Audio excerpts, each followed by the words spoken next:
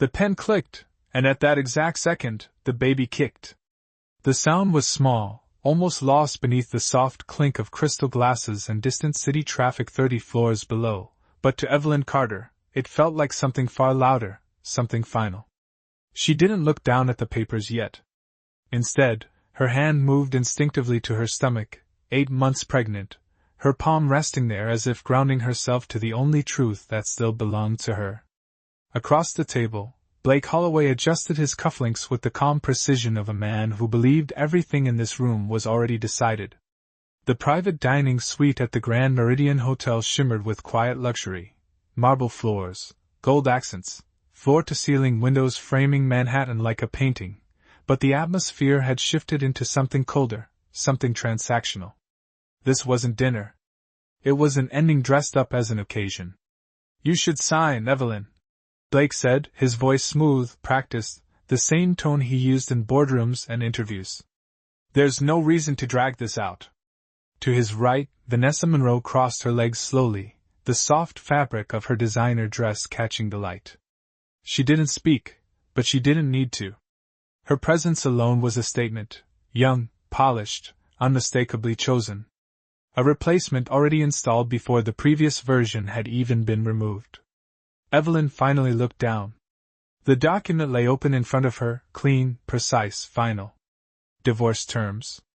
Asset separation. Non-disclosure clauses. Her name printed neatly beside a blank line waiting for a signature that would erase 10 years of marriage as if it had never held weight. Blake leaned back slightly, watching her, confident.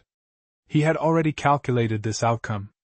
A pregnant woman, financially dependent, socially isolated, he assumed she would fold quietly, accept what was offered, disappear with dignity. It was the version of her he had grown used to. The quiet wife. The accommodating partner. The one who never made scenes. A faint smile touched Vanessa's lips as she reached for the wine glass, her reflection catching briefly in the polished table surface. Everything about her said forward motion, new chapters, new headlines, new beginnings. Evelyn, by contrast, was supposed to be the past. Something to be filed away. Forgotten. The waiter entered silently, placing a fresh bottle on the sideboard, but even he seemed to sense the tension woven into the air. No one reached for the wine. No. One spoke for a moment. The silence stretched, thin and fragile. Then, just as Evelyn's fingers brushed the pen, the door opened again, this time without the careful hesitation of service staff. A man in a dark suit stepped inside, his posture direct, his expression unreadable. He paused only briefly, scanning the room before his eyes settled on Evelyn. "Miss Carter?" he asked, his voice steady, carrying a weight that didn't belong to this carefully controlled setting. Blake's brow tightened slightly, irritation flickering across his face at the interruption. "We're in the middle of something," he said, clipped. But the man didn't look at him. He kept his attention on Evelyn as he stepped forward and placed a single envelope on the table. Thick. Cream-colored. Sealed with an embossed emblem that caught the light for just a second longer than it should have. "This requires your immediate attention," he said quietly. Evelyn's eyes moved to the seal. For a moment, nothing else in the room existed. The city, the divorce papers, Blake, Vanessa, all of it faded into the background as something distant and half-forgotten stirred at the edges of her memory. The symbol felt familiar. Not recently. Not consciously. But somewhere deep, like a memory buried under years of silence. Blake exhaled sharply. "Whatever that is, it can wait." But Evelyn didn't respond. Her fingers hovered between the pen and the envelope, suspended in a moment that suddenly no longer felt predictable. The baby moved again, a soft, insistent reminder.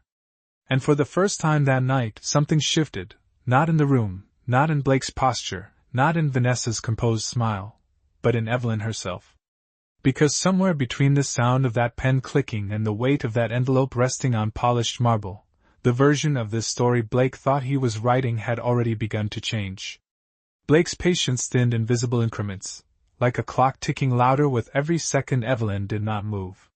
He leaned forward, fingertips pressing lightly against the table as if trying to anchor control back into the room. Evelyn, he said again, slower this time, sharper. This is not complicated. Sign the document, and we both move on.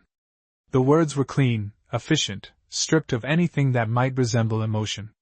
Vanessa exhaled softly beside him, a faint, amused sound, then reached out to adjust the sleeve of Blake's jacket with a familiarity that felt deliberate.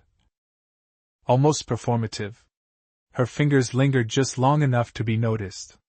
It really is for the best, she added, her voice smooth, camera-ready, the kind of tone that had carried her through red carpets and interviews.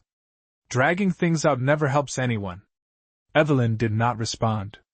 Her gaze remained fixed on the envelope, on the embossed symbol pressed into its surface, catching the light in a way that felt almost intentional. Something about it tugged at her memory, not fully formed, not yet understood, but persistent.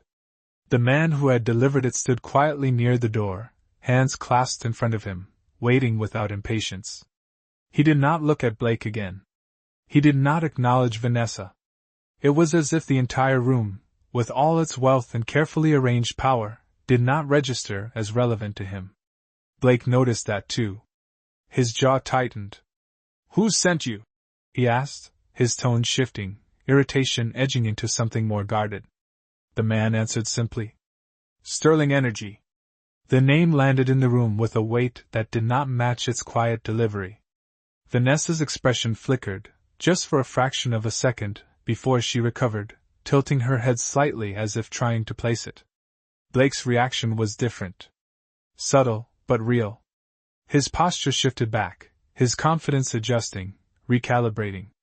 Sterling Energy was not a name people ignored.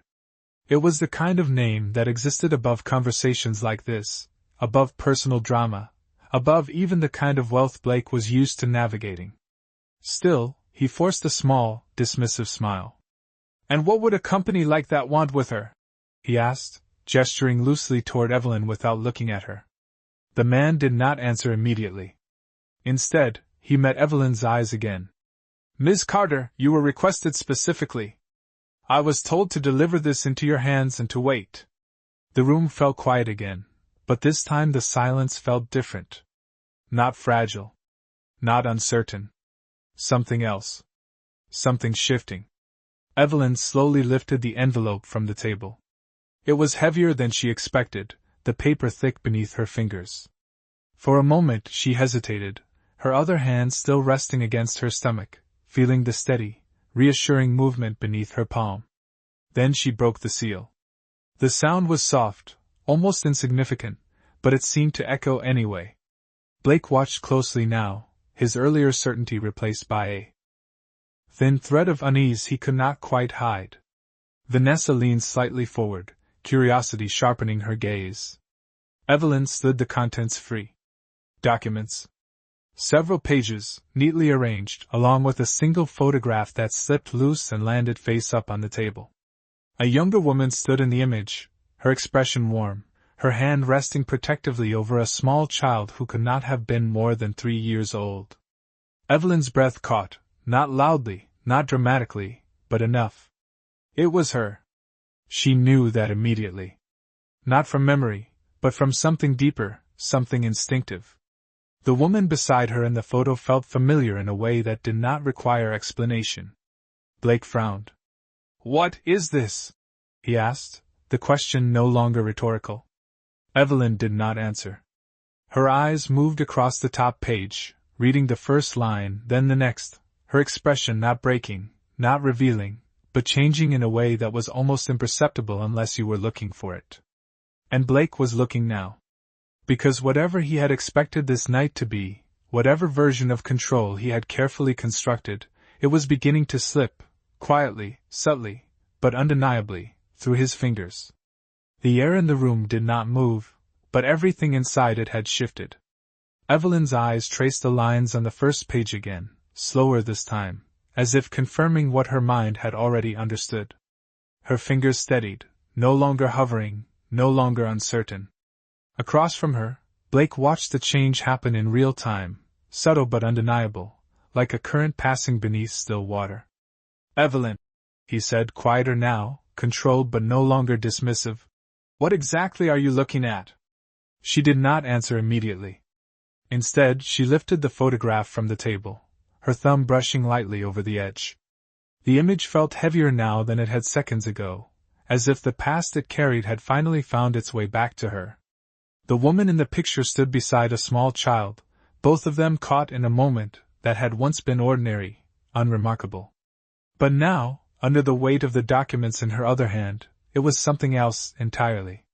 Recognition was not a sudden spark. It unfolded slowly, piece by piece, like something long buried rising carefully to the surface. Vanessa leaned forward, unable to mask her curiosity any longer. "Is this some kind of mistake?" she asked, her voice light but edged with impatience. "Because this really is not the time for interruptions." Evelyn finally looked up, not at Vanessa, not even at Blake, but at the man who had delivered the envelope. "You were told to wait," she said softly. It was not a question. He gave a small nod. "Yes, ma'am." Blake exhaled sharply, pushing back in his chair just enough for it to scrape lightly against the marble floor.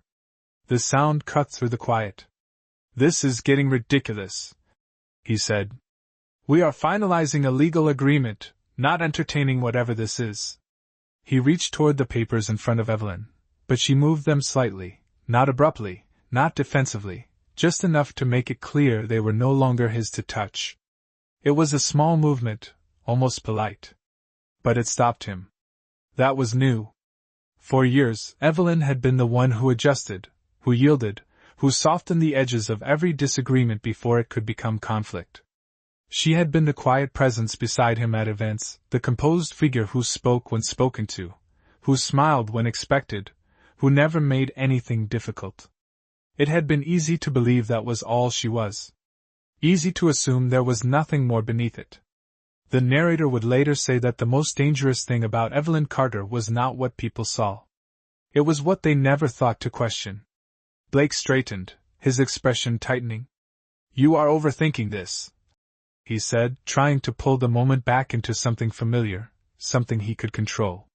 "Whatever that envelope is, it does not change what is in front of you. Sign the papers, and you can deal with that afterward."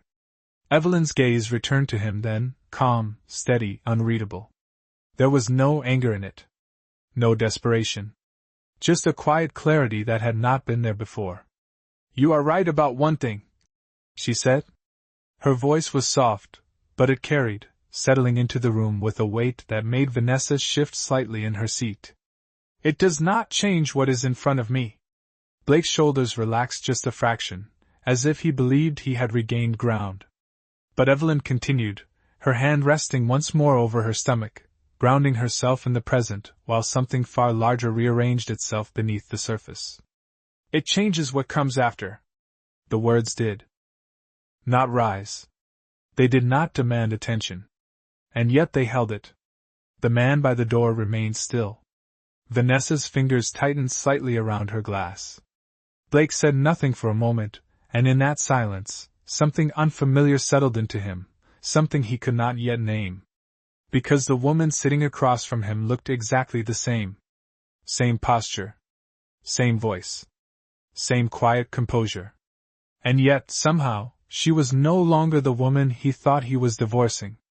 Blake leaned back slowly, studying Evelyn with a sharper focus now, as if trying to locate the exact moment control had slipped away from him. The city lights behind her reflected faintly in the glass walls, outlining her figure in a soft glow that made her look almost unchanged, almost exactly as she had been every other night they had sat across from each other. And yet something was different. Something he could not quantify. Vanessa broke the silence first, a quiet laugh escaping her as she set her glass down with deliberate care. "This is absurd," she said, shaking her head slightly. "A random envelope shows up and suddenly we are supposed to pause everything?" Her eyes flicked toward Evelyn, narrowing just enough to reveal the irritation beneath her polished exterior. "You are still signing those papers tonight." Evelyn did not react to her. Not to the tone. Not to the assumption. Instead, she lowered her gaze briefly back to the documents, her fingers turning a page with calm precision.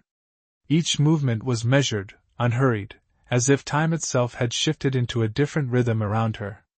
The man near the door remained still, but there was a subtle alertness in his posture now, as though he understood something the others did not. Blake tapped his fingers once against the table, then stopped, catching himself. "Whatever game this is," he said, his voice controlled but tighter now, "it does not change the legal reality. We have already finalized the terms. You walk away with what was agreed. That is how this ends." Evelyn lifted her eyes again, meeting his gaze directly this time. It was not confrontational. It was not emotional. It was simply steady. "You already decided how this ends," she said quietly, "before you ever asked what I would choose." The words settled into the space between them, not loud, not dramatic, but impossible to ignore. Blake held her gaze for a second longer than he intended, then looked away first, a small shift that would have gone unnoticed by anyone who did not know him well. Vanessa did notice. Her posture straightened slightly, her confidence tightening into something sharper. "Let us not pretend this is about choice," she said, her voice cooling. "You have been given a clean exit. Most people would consider that generous." Evelyn's hand moved again, this time not to the documents, but to the photograph. She turned it slightly, angling it toward the light, studying the faces again. The woman beside her in the image, there was something in her expression, something familiar in the way she stood, the way her eyes held a quiet strength that did not need to announce itself. Evelyn's thumb brushed the edge of the photo, and for a moment, the sounds of the room faded beneath a memory she could not fully place. A voice. A scent. A presence that had existed once, then disappeared. "Generous," Evelyn repeated softly, as if testing the word rather than agreeing with it. She set the photograph down gently, then placed the top page of the documents back onto the table in front of Blake, not as an offering, but as a statement. "You built this entire situation on the assumption that I had nothing," she continued, her tone unchanged, still calm, still controlled. "No leverage. No options. No one who would stand behind me." Blake's expression hardened slightly, instinctively pushing back against the shift he could feel happening. "Because that is the reality," he said. "You have never needed anything beyond what I provided." It was a statement he had believed for years. A foundation he had never questioned. Evelyn held his gaze, and this time, there was something else behind her calm, something quieter, deeper, like a truth that had finally surfaced after years of being buried. "That is what you chose to see," she said. The man by the door stepped forward then, just one measured step, enough to draw attention without interrupting. "Ms. Carter," he said respectfully, "there is a vehicle waiting downstairs whenever you are ready." Vanessa frowned slightly at that, her irritation sharpening into suspicion. "Ready for what?" she asked. But Evelyn did not answer her. She reached for the pen at last, lifting it from the table. Blake watched closely, a flicker of relief passing through him, quick and unguarded. For a brief moment, he thought the night had returned to its original course. But Evelyn did not lower the pen to the divorce papers. Instead, she placed it gently on top of the sealed folder from Sterling Energy, aligning it with quiet precision. Then she pushed both items slightly away from her. Not rejected. Not accepted. Just set aside. And in that simple, deliberate motion, the version of events Blake had been so certain of slipped even further out of reach. Blake's fingers curled slightly against the edge of the table, a subtle tightening that betrayed the shift happening beneath his composed exterior. He had seen hesitation before. He had seen doubt, fear, resistance. But this was none of those. This was something quieter, more controlled, and far more unsettling. "You are making a mistake," he said, his voice lower now, less performative, more direct. "Whatever you think that envelope means, it does not outweigh reality. You do not have the resources to fight this. You never have." The statement hung there, familiar, rehearsed, something he had repeated in different forms over the years until it had become truth in his mind. Evelyn listened without interrupting, her expression unchanged, her posture steady. Her hand rested once more over her stomach, fingers splayed lightly as if anchoring herself to something that could not be negotiated, something that did not belong to contracts or signatures. Vanessa leaned forward again, her patience thinning into something sharper, more pointed. "Blake is trying to help you," she said, her tone no longer soft. "Dragging this out will not give you leverage. It will only make things more difficult for you later." She paused, letting the implication settle, then added with a faint, practiced smile. "You should take what you have been offered while it is still on the table." Evelyn's gaze shifted briefly toward her, not confrontational, not defensive, simply acknowledging the presence of someone who believed she understood the situation. Then she looked back at Blake. "You both keep using the word reality," she said quietly. "As if it is something fixed. As if it cannot change." Blake exhaled through his nose, a small, controlled breath, as if he were restraining the urge to end the conversation entirely. "Because it does not change based on wishful thinking," he replied. "It is built on facts. On what people actually have. On what they can actually prove." Evelyn's eyes flickered briefly to the documents again, then back to him. "Facts," she repeated softer now. The man by the door shifted his weight slightly, the first movement he had made since stepping forward, as if recognizing the direction the moment was turning. Outside, the city moved on without pause, headlights tracing silent lines far below, unaware that something far more consequential than a divorce negotiation was unfolding above. Blake reached for the folder again, this time not to take it, but to slide it a fraction closer to Evelyn, reinforcing the path he expected her to follow. "This ends tonight," he said. "You sign, you leave with what is yours, and we both move forward. That is the cleanest outcome for everyone involved." Evelyn watched the movement of the folder, then looked up at him, her gaze steady in a way that felt almost unfamiliar. "You keep saying that," she said. "As if you are offering me closure." She paused, her hand pressing gently against her stomach as the baby shifted again, a quiet, living reminder that time was not standing still. "But what you are offering is an exit, not a conclusion." Vanessa let out a soft breath, clearly losing interest in the nuance. "Call it whatever you want," she said. "It is still your best option." Evelyn turned the top page of the sterling documents once more, her eyes scanning a section she had not fully read before. This time, her gaze lingered. Not confused. Not uncertain. Focused. Something in the language, in the names, in the structure of what she was seeing, was aligning with pieces she had never connected before.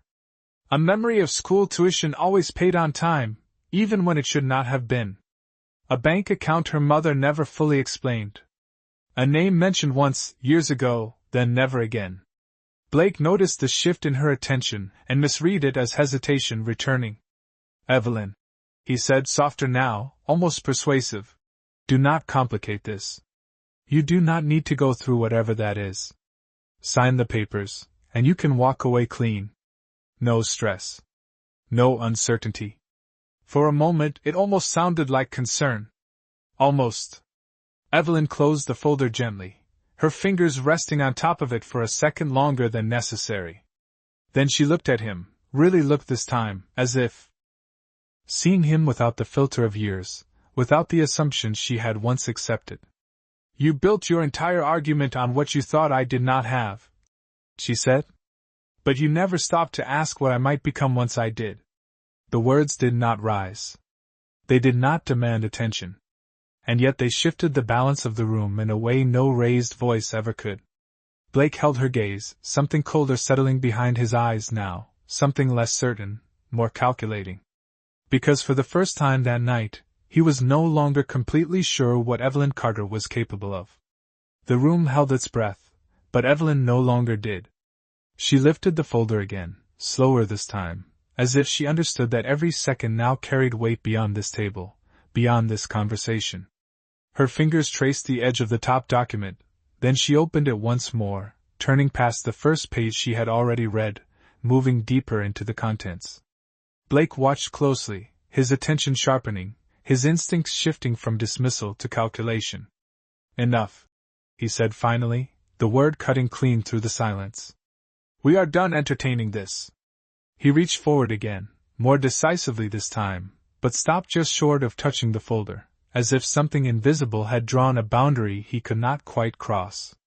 Evelyn did not react to the interruption.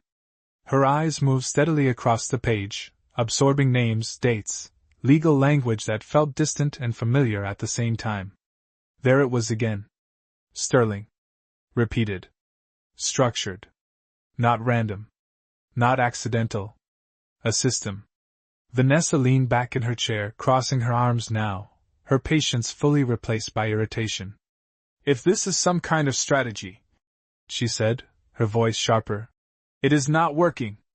You are not going to stall your way into a better deal. Evelyn turned another page. The photograph remained on the table beside her, its presence no longer confusing, no longer out of place. It belonged here. It belonged to this moment. Ms. Carter, the man near the door said quietly. There is additional documentation in the vehicle if you require it. Blake's head snapped slightly toward him. Additional documentation? He repeated, the words slower now, more deliberate. What exactly are you implying? The man met his gaze briefly, respectful but unmoved. I am not implying anything, sir. I am following instructions. Blake let out a short, controlled laugh, but there was no humor in it. Instructions? He echoed. From who? The answer came without hesitation. Arthur Sterling. The name did not just land this time. It settled. Heavy. Definite. Vanessa's posture shifted again, her earlier confidence tightening into something more alert, more cautious. She recognized the name now. Anyone in their world would. Blake did too. And for the first time that night, he did not respond immediately. Evelyn's eyes paused on a specific line in the document, her breath slowing, her focus narrowing. A legal designation. A trust structure. A name listed where she did not expect to see it. Not as a witness. Not as a reference. As a beneficiary. Her name. Fully written. Fully recognized. The room seemed to tilt, not physically, but in the way reality does when something long hidden finally becomes visible. A memory surfaced, clearer this time. A hospital room. Her mother's voice weak but steady. There are things you do not need to understand yet, she had said. One day, someone will come. When they do, you will know. Evelyn had not understood then. She had not asked questions. Life had moved forward, ordinary, contained, predictable. Until now. Blake leaned forward again, his voice lower, more controlled than before, but no longer dismissive. Evelyn, he said, look at me. She did not immediately comply.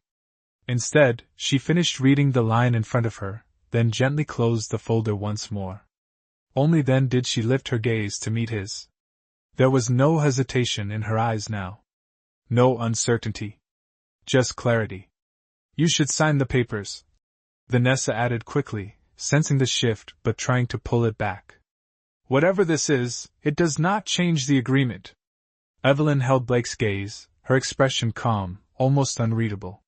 You keep saying that, she replied softly. But you have not read what I am reading. Blake's jaw tightened slightly. Then explain it, he said. Explain why any of this matters. Evelyn's hand rested once more over her stomach, steady, grounding, as if aligning herself with something larger than the moment. She did not rush her answer. She did not raise her voice.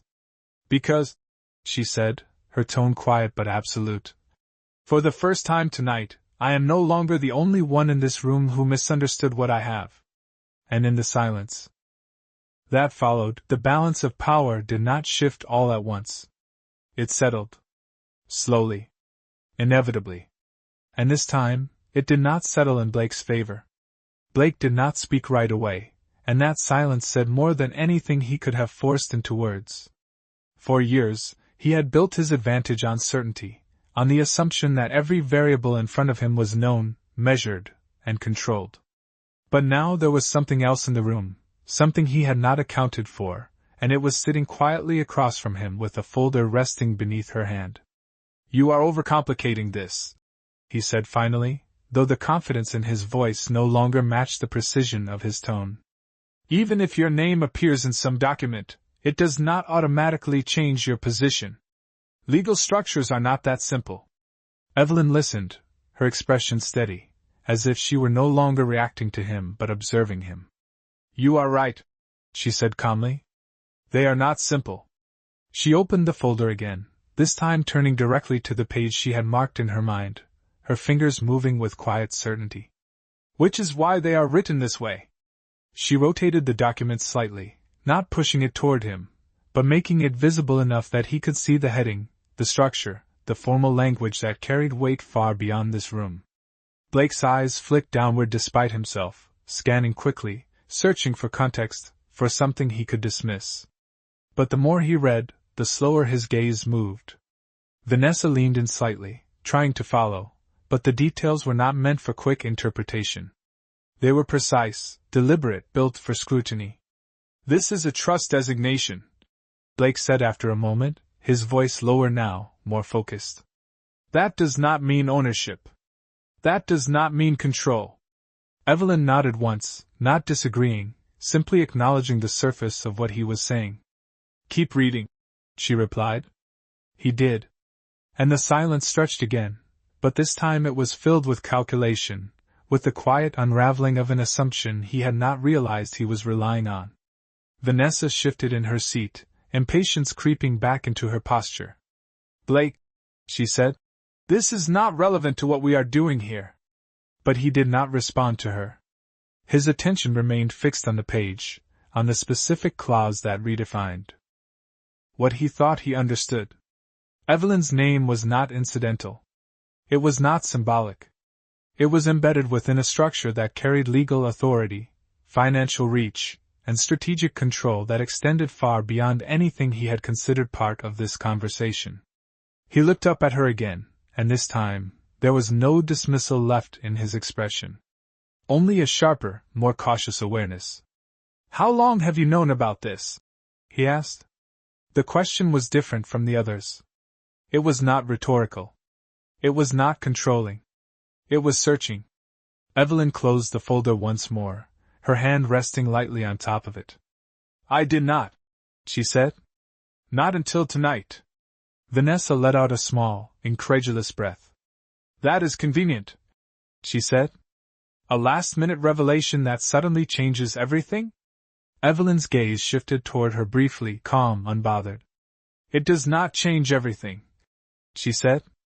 It reveals what was already there. The man near the door stepped forward again, just enough to remind them of his presence. Ms. Carter, he said, Mr. Sterling has requested that you meet with his legal counsel as soon as possible. They are prepared to proceed tonight if you are willing. Blake's attention snapped back to him. Proceed with what? He asked, sharper now. The man met his gaze evenly. With the transfer and formal acknowledgement process. The words settled into the room like a second document, invisible but undeniable. Vanessa's expression shifted again, her earlier certainty cracking just slightly. Transfer? She repeated. Blake did not echo the word this time. He understood it well enough. He looked back at Evelyn, really looking now, not at the woman he thought he knew, but at the one sitting in front of him in this moment, holding something he had not anticipated. You are telling me, he said slowly, carefully, that this is not just a document. This is a position. Evelyn did not rush her answer. She did not soften it either. I am telling you, she said, her voice steady and quiet, that you asked me to sign away what you thought was my only future. She paused, her hand resting once more against her stomach, grounding herself in something that remained unchanged even as everything else shifted. And now you are asking that question a little too late. The city outside continued to move, unaware, unchanged. But inside that room, the version of reality Blake had built was no longer holding its shape. And for the first time that night, he was not negotiating from certainty. He was reacting to something he could not control. Vanessa's fingers tightened slightly around the stem of her glass, the subtle movement betraying the shift happening beneath her polished composure. This is getting out of hand, she said, her voice lower now, less performative, more controlled. "Blake, we should not even be entertaining this. Whatever this is, it does not belong in this conversation." But Blake did not respond immediately. His attention remained fixed on Evelyn, on the quiet certainty that had replaced the hesitation he had always relied on. He had seen confidence before, had built his entire world around it, but this was different. This was not confidence built on performance or persuasion. This was something grounded, something that did not need to prove itself. "If this is true," he said slowly, each word measured, "then why now?" The question hung in the air, not accusatory, not emotional, but searching for logic in a situation that no longer followed the structure he understood. Evelyn considered the question, her gaze steady, her posture unchanged. "Because it was never meant to be now," she said. "It was meant to stay hidden." The man near the door inclined his head slightly, as if acknowledging the direction of the conversation. "Mr. Sterling made certain decisions many years ago," he said, his tone respectful but precise. "Decisions intended to protect specific interests." Vanessa frowned, her earlier irritation now replaced by something sharper. "Protect from what?" she asked, unable to keep the edge out of her voice. The man did not look at her when he answered. "From attention," he said simply. Evelyn's fingers brushed lightly against the edge of the folder again, not out of uncertainty, but as if grounding herself in the weight of what she was beginning to understand.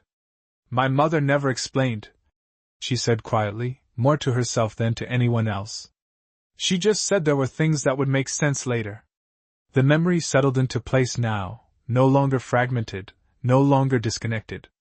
The unexplained stability during years that should have been uncertain. The absence of questions that should have been asked. The quiet presence of something unseen, always just beyond reach. Blake leaned back slightly, his mind moving quickly now, recalculating, reassessing. "So, you are saying," he said, his tone sharper again, but no longer dismissive, "that this was intentional? That you were kept out of it?" Evelyn nodded once. "Not out of it," she corrected. "Away from it." The distinction was small, but it mattered. Vanessa let out a quiet breath, shaking her head as if trying to reject the entire premise. "That does not make sense," she said. "People do not just hide something like this for no reason." The man near the door finally turned his attention to her, his expression still neutral, still composed. "There are reasons," he said. "They are not always obvious from the outside." Blake's gaze returned to Evelyn, sharper now, more focused. "And now?" he asked. "What changed?" Evelyn's hand rested once more against her stomach, her fingers pressing lightly as the baby moved again, steady, present, grounding. "Timing," she said simply. The word carried more weight than its simplicity suggested. The man gave a small nod. "Mr. Sterling's condition has changed," he said. "There are matters that can no longer remain unresolved." The implication settled into the room without needing further explanation. Vanessa's posture stiffened slightly, the realization beginning to form. "So this is about inheritance," she said, the word sharper than she intended. Evelyn did not respond immediately. She looked down at the folder again, then at the photograph, then back at Blake. "It is about truth," she said quietly. "And what was delayed?" Blake exhaled slowly, the sound controlled but heavier than before. "And you expect me to believe," he said, "that this changes everything between us?" Evelyn held his gaze, calm, steady, unshaken. "It does not change what happened," she said. "It changes what you thought you could do without consequence." The words settled, firm and quiet, leaving no space for interpretation. Outside, the city lights continued their endless movement, unaware. Inside, the lines that had once seemed clear were no longer holding their shape. And for the first time since the night began, Blake was no longer deciding the outcome. He was trying to understand it. Blake's mind was no longer in the room in the way it had been before. It was moving, calculating, retracing every assumption he had made about Evelyn, about her past, about the foundation he believed she stood on. And with each step backward, something did not align. Sterling energy does not just reveal people, he said slowly, more to himself than to anyone else.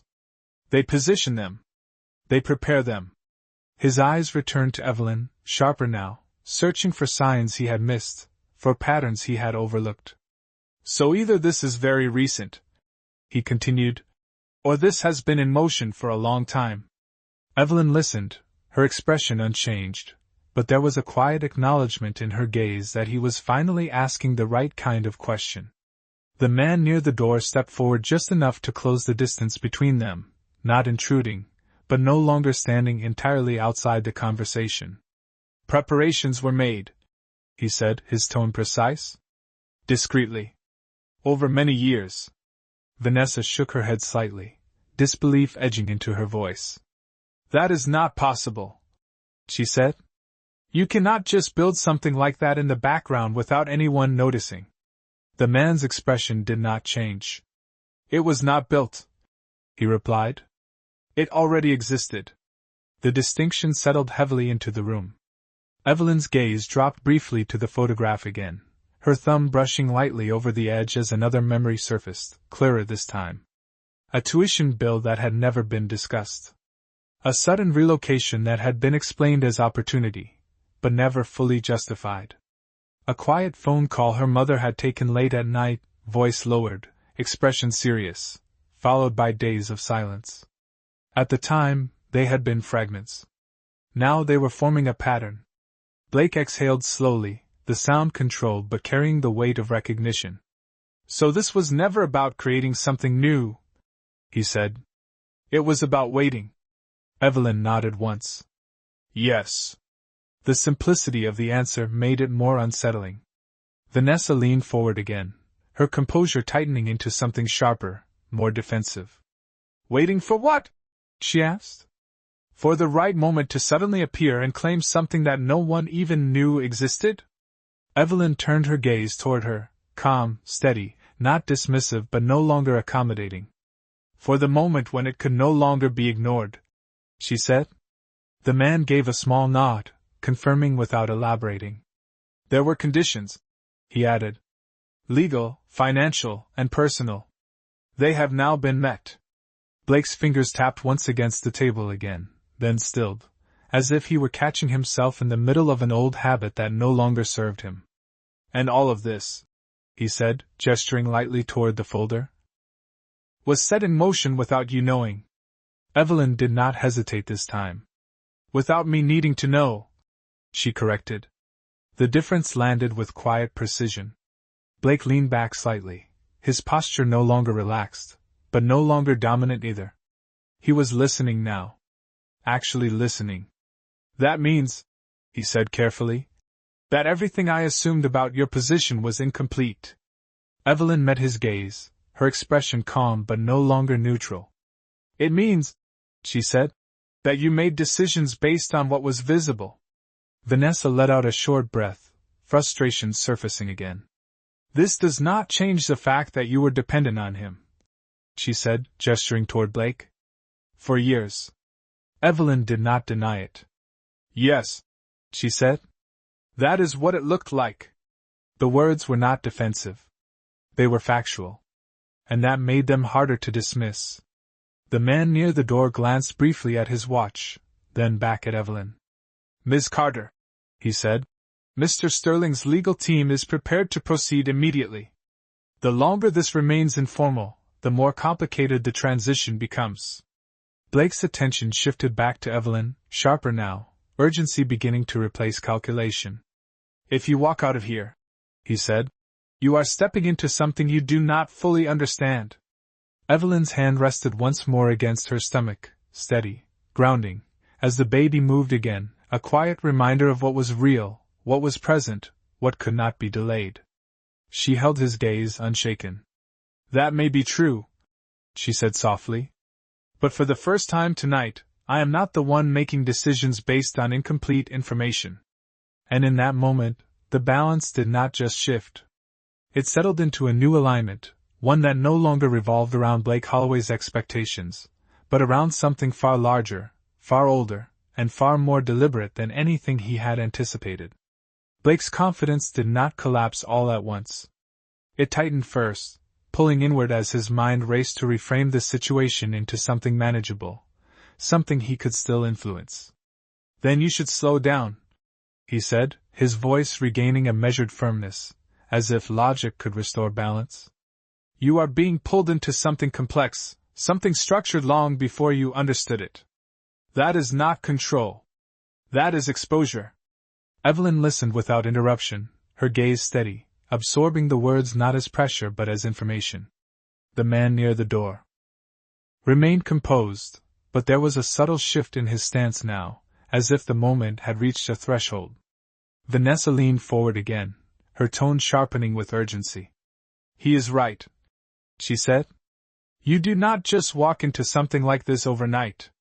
You think this gives you power, but it could just as easily trap you in something you cannot manage. Evelyn turned her head slightly toward her, not dismissing her, but no longer influenced by her. You are both describing risk, she said quietly. Not limitation. Blake's jaw tightened slightly. They are not separate, he replied. Power without understanding is not an advantage. Evelyn's fingers rested lightly on the folder, her touch no longer tentative. And walking away from something without understanding it, she said, is not safety. The words settled into the space between them, steady and precise. The man stepped forward another inch, just enough to close the distance further.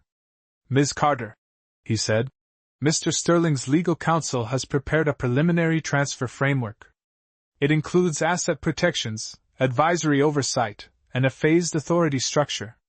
You will not be expected to manage anything alone. Blake's eyes narrowed slightly at that. Advisory oversight, he repeated. Which means control remains elsewhere. The man inclined his head slightly. Temporarily. Until formal recognition is completed. Evelyn absorbed that, her expression unchanged, but her attention sharpened. And after that? She asked. The man met her gaze directly. After that, the position is yours to define. The sentence did not rise. It did not carry emphasis.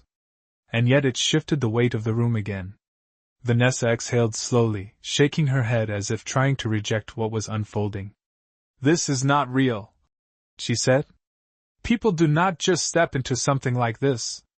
Evelyn's hand moved once more to her stomach, the motion instinctive, grounding, as the baby shifted again, steady and present. People do not, she said softly. Situations do.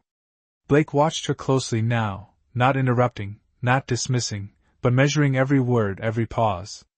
If you leave now, he said, his tone controlled but edged with something new, something closer to urgency. There is no going back to what you had. Evelyn met his gaze, calm, unwavering. There is no going back to what I had anyway, she replied. The simplicity of the statement left no room for argument. Vanessa shifted again, her composure thinning. You are making a decision based on something that appeared out of nowhere, she said. Evelyn shook her head slightly, just once. It did not appear, she said. I just did not see it before. The man glanced toward the door briefly, then back to Evelyn. The vehicle is ready, he said. Your presence is expected. The word expected lingered longer than the others. Not requested. Not suggested. Expected. Blake leaned forward slightly, his voice lower now, more direct. Evelyn, he said, this is the last moment you have to keep things simple. She held his gaze, her expression steady, her posture unchanged, but something final settled behind her eyes. Simple was never the same as fair, she said quietly. She lifted the folder, not abruptly, not dramatically, just a deliberate motion that carried more weight than any raised voice. The divorce papers remained on the table, untouched, no longer central, no longer defining the moment. Vanessa stared at them, then at Evelyn, then back at Blake, as if trying to reconcile two versions of reality that no longer aligned. Blake did not look at the papers again. His attention remained on Evelyn, on the shift he could no longer reverse. And as she rose slowly from her seat, steady, composed, grounded in something far deeper than the room they sat in, It became clear that this was no longer a negotiation. It was a transition. And for the first time that night, Blake was not part of what came next. Evelyn did not rush as she stood, and that was what made it unmistakable. There was no hesitation in her movement, no glance back at the chair she was leaving, no lingering attachment to the space that had defined her for years. The folder remained in her hand, steady, aligned with the quiet certainty that had replaced everything Blake once relied on. The city lights stretched behind her through the glass, reflecting faintly along the polished surfaces, but she did not look at them. Her focus had already shifted forward.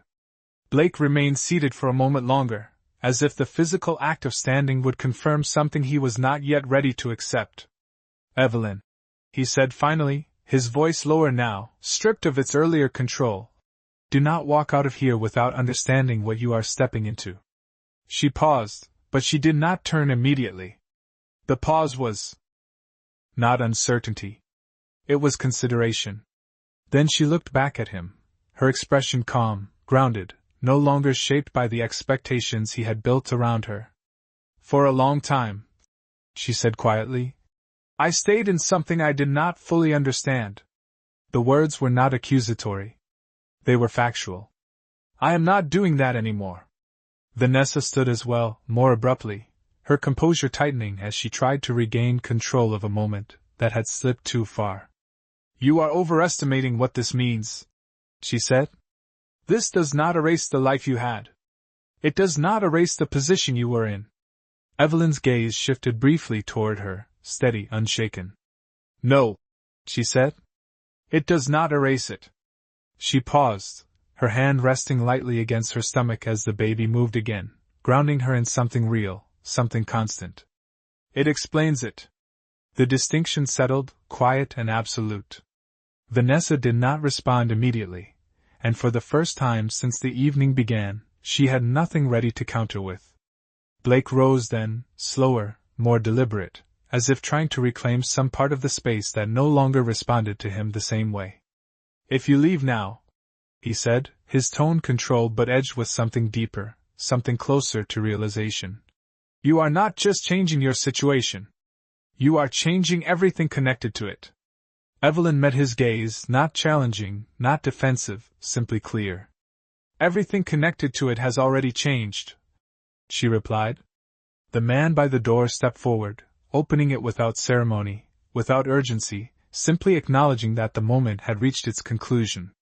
The hallway beyond was quiet, neutral, untouched by the tension that had filled the room behind her. Evelyn turned toward it, taking a single step forward, then another, her movements steady, measured, intentional. Behind her, the table remained set exactly as it had been. The untouched glasses, the carefully arranged documents, the signature lines still empty. Vanessa looked down at the divorce papers, then back at Blake, as if expecting him to restore order, to reassert control, to say something that would pull everything back into alignment. But Blake did not move toward the table. He did not reach for the papers.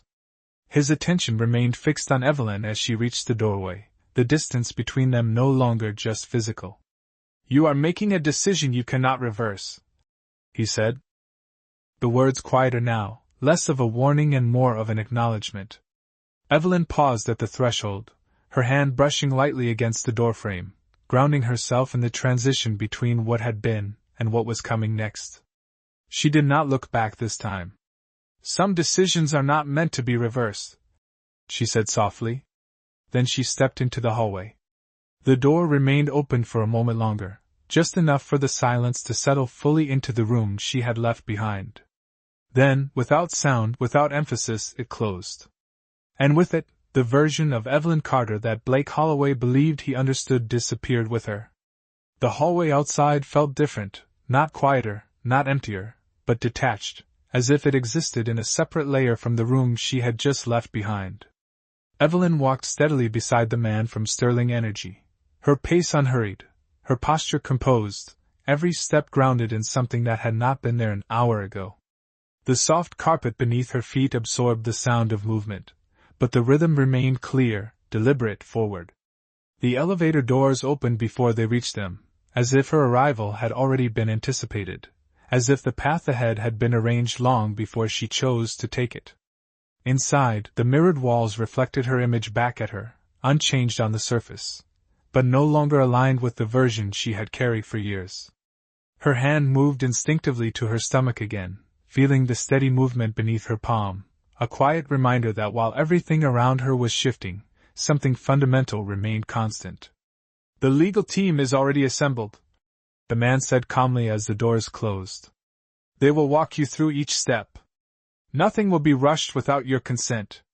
Evelyn nodded slightly, her gaze still on her reflection, not searching, not questioning, simply observing. "How long has this been waiting?" she asked softly. The man paused, considering his answer with care. "Long enough," he replied. The elevator descended smoothly, each passing floor marking a transition not just in space, but in direction, in identity, in consequence. When the doors opened again, the lobby was quiet, controlled, the late hour filtering out the usual movement of guests and staff. Outside, a black vehicle waited at the curb, its presence understated but unmistakably intentional. The driver stepped forward as they approached, opening the door. Without a word, Evelyn paused for a moment before stepping in, not out of hesitation, but out of awareness, as if recognizing the threshold she was crossing. Behind her, far above, the room she had left remained exactly as it was, but its importance had already begun to fade. Inside the vehicle, the atmosphere was calm, structured, prepared. A tablet rested on the seat beside her, already displaying documents, schedules, names she did not yet fully recognize but would soon come to understand. The man took the seat across from her, his posture relaxed but attentive. "There will be an initial briefing," he said, "followed by formal acknowledgement procedures. After that, advisory support will remain in place as long as you require it." Evelyn listened, her eyes moving briefly over the screen, absorbing without reacting, processing without rushing. "And if I choose not to proceed?" she asked. The man met her gaze directly. "Then nothing moves forward tonight," he said. "But the situation does not disappear." The answer was clear, measured, without pressure. Evelyn leaned back slightly, her hand still resting against her stomach, grounding herself in the present as the vehicle pulled away from the curb, merging seamlessly into the quiet flow of the city. Outside, the streets stretched ahead, lights reflecting off glass and steel, the familiar skyline now carrying a different weight. This was no longer a city she moved through without consequence. This was a landscape she was about to step into, fully seen, fully recognized. The tablet screen shifted automatically, revealing a name at the top of the next document. Arthur Sterling. Below it, another name, her name, aligned not as an afterthought, not as a reference, but as a position. Evelyn's gaze lingered there for a moment, not with disbelief, not with hesitation, but with clarity. The vehicle continued forward, the distance between her and the life she had just left increasing with every block, every intersection, every passing light. And somewhere behind her, in a room that no longer defined her, a version of her life remained frozen in place, waiting for a signature that would never come. The vehicle slowed as it turned onto a private drive, the noise of the city fading into something distant, something no longer pressing against the edges of the moment. Ahead, the building rose in clean lines of glass and steel, understated but unmistakable in its presence, the kind of place that did not need to announce itself because everyone who mattered already knew what it was. The car came to a smooth stop, and for a brief second, nothing moved. Evelyn did not reach for the door immediately. She sat still, her hand resting gently against her stomach, feeling the quiet rhythm beneath her palm, grounding herself one last time before stepping fully into what came next. The driver opened the door without a word. Cool night air slipped inside, carrying with it the faint scent of rain on pavement. Evelyn stepped out, steady, composed, her posture unchanged, but the space around her responding differently now, as if the world itself had adjusted its awareness. Inside, the lobby was already prepared. Lights bright but not harsh. A long table arranged with documents, tablets, and quiet figures in tailored suits who did not look surprised to see her, only attentive. Waiting. A woman stepped forward first, extending her hand with calm professionalism. "Miss Carter," she said, "we are ready whenever you are." Evelyn nodded once, acknowledging, but her eyes moved past the table, past the people, toward the far end of the room where a set of double doors stood slightly open. There was a presence there, not loud, not visible yet but felt. The kind of presence that did not need introduction. "He is inside," the woman added softly, following her gaze. Evelyn did not respond immediately. Instead, she took one measured step forward, then another, each movement quiet but certain, until she reached the doors. She paused there, her hand resting briefly against the cool metal handle, the weight of everything that had led to this moment settling fully into place. Then she pushed the door open. The room beyond was dimmer, quieter, removed from the structured precision of the lobby. At the center, seated near a window that overlooked the city, was an older man, his posture still, his presence unmistakable even in silence. Arthur Sterling did not stand. He did not need to. His eyes lifted to meet hers, steady, searching, and in that single look, something passed between them that did not require explanation. Recognition did not come as surprise. It came as confirmation. Evelyn stepped inside, the door closing softly behind her, separating this moment from everything that had come before. For a second, neither of them spoke. The city. Lights stretched endlessly behind him, reflections shifting across the glass, but the focus remained fixed between them. "You came," he said finally, his voice calm, carrying the weight of someone who had been waiting longer than he would ever say. Evelyn moved closer, not rushed, not hesitant, simply present. "You sent for me," she replied. The words were simple, but they held everything that had not been said for years. Arthur studied her for a moment longer, then gave a small nod, something almost imperceptible, but final. "There is much to explain," he said. Evelyn met his gaze, her expression steady, grounded, no longer searching for answers in the same way. "There will be time," she said softly. The room settled into a quiet understanding, not of the past, not of everything that had been hidden, but of what was about to begin. Outside, the city continued its endless movement, unaware. Somewhere far behind, in a room filled with untouched documents and unfinished decisions, Blake Holloway remained standing in a version of reality that no longer included her. And here, in this quiet space, Evelyn Carter stepped fully into one that always had. Some men spend their lives building empires they believe they control. And sometimes, all it takes is one moment, one decision, one woman they underestimated, to remind them that power was never truly theirs to define.